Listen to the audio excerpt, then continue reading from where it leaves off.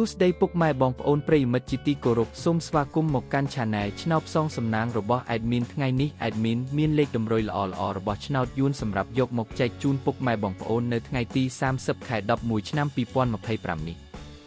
ដូចនេះ Admin មិនចង់ចាយពេលវេលារបស់ពុកម៉ែបងប្អូនយូរតោះយើងមកតាមដានលេខតម្រុយឆ្នោតរបស់យើងទាំងអស់គ្នា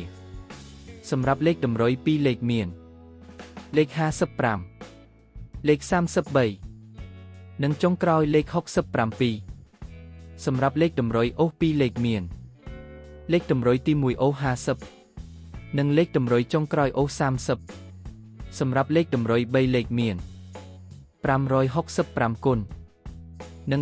330គុណសម្រាប់លេខតម្រុយថ្ងៃនេះ Admin សូមជូនពរឲ្យពុកម៉ែបងប្អូននិងប្រិយមិត្តទាំងឡាយជួបតែសំណាងល្អទាំងអស់គ្នាហេងមានលាភមានជ័យជាចុងក្រោយសូមកុំភ្លេចជួយចុច Subscribe និង Comment ហើយដាក់សញ្ញារូបកណ្ដឹងដើម្បីជាការផ្ដល់កម្លាំងចិត្តមកកាន់ Admin ជាពិសេសងាយស្រួលតាមដានវីដេអូថ្មីៗនិងលេខតម្រុយល្អៗជាប្រចាំថ្ងៃជាមួយ Admin សូមគោរពលាពុកម៉ែបងប្អូនពី Admin ឆ្នោតផ្សងសំណាងសូមសំណាងល្អទាំងអស់គ្នាសូមអរគុណ